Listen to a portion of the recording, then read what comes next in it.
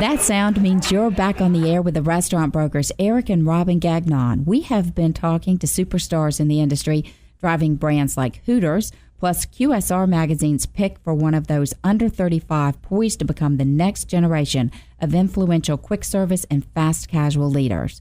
That sets us all up to talk about now the reality of the restaurant business when it comes to leadership skills. Okay, Eric, lay it on the line. Can most people go from venture capitalist to control over acquiring a brand like Hooters?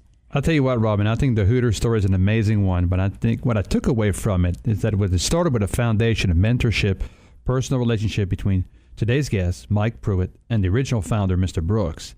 I think it's important not to overlook just how small this industry is, but it becomes a developing relationship. But we're doing business with people today that have known and seen circled through different concepts year after year. Yeah, we've said that many times, that this industry, for as large as it is really just a super small community. We've seen regional managers that we worked with 10 years ago that are now launching concepts of their own, franchise consultants that are now franchise presidents.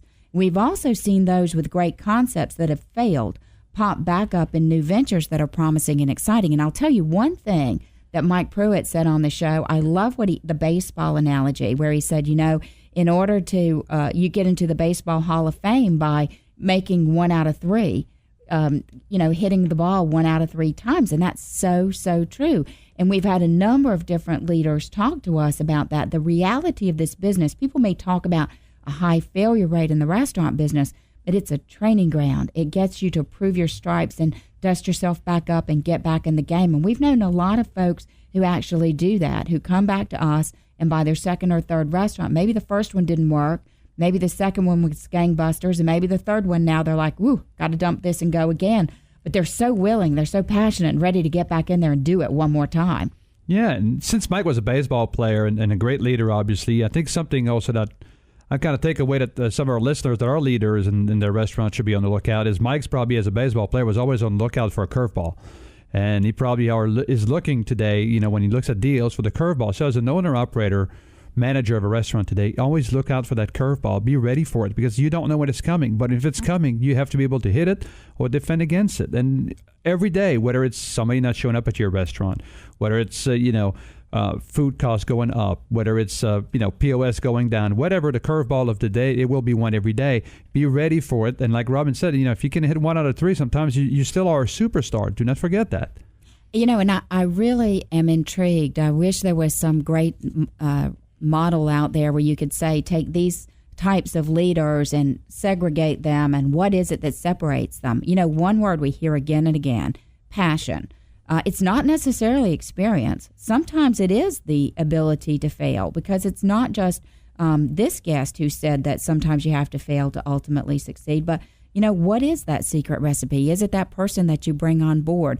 There is a lot to take away, and some truly great insight is just to read the memoirs, autobiographies, or articles, interviews, listen to shows like this with great leaders and see what it is that they're willing to share. Because I would say one hallmark of many of the great leaders that we've interviewed on this show and come in contact with in our travels over the years as restaurant brokers is that it's a very caring and a very sharing environment. People are very candid. They'll just open up and say, this works, this didn't work. This is what we do every week in Restaurant Reality. We're happy to say this is what worked, this is what didn't work, and not in a judgmental way, but in a way to help people grow and learn and develop and hear from other people. What would you say to that, Eric? Absolutely.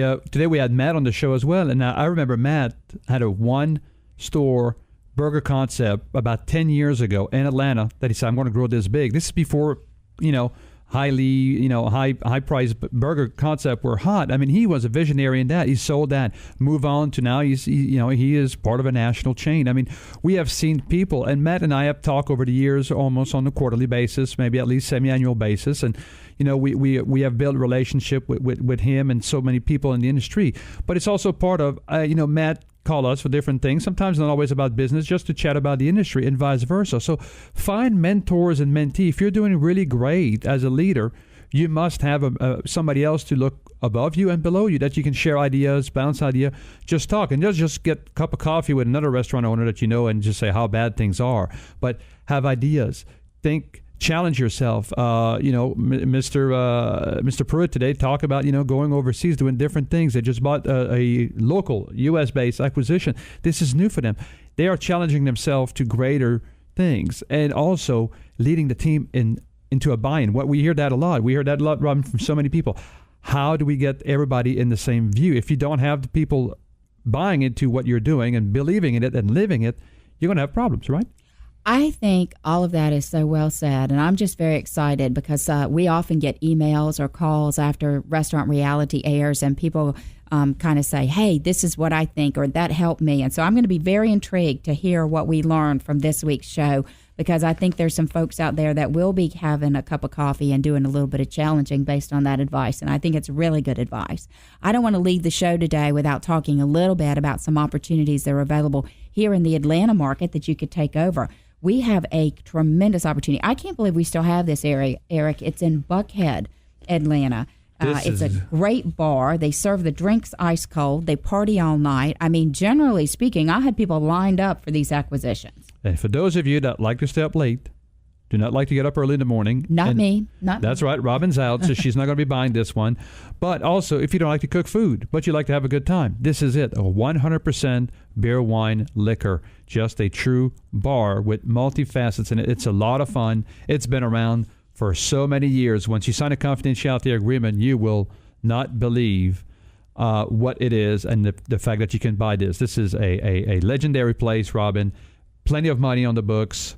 Just under $400,000, which is reasonable because the bar business, remember, we're always going to give you the reality. The bar business is highly lucrative because they don't have food. So we're talking about very, very high profit margins. And we have the same scenario in a brand new listing that I just got. It was named Best of Atlanta in its category, has a tremendously loyal following. 4 bars. You can line them up deeper and deep at these bars in this particular restaurant, in this particular club.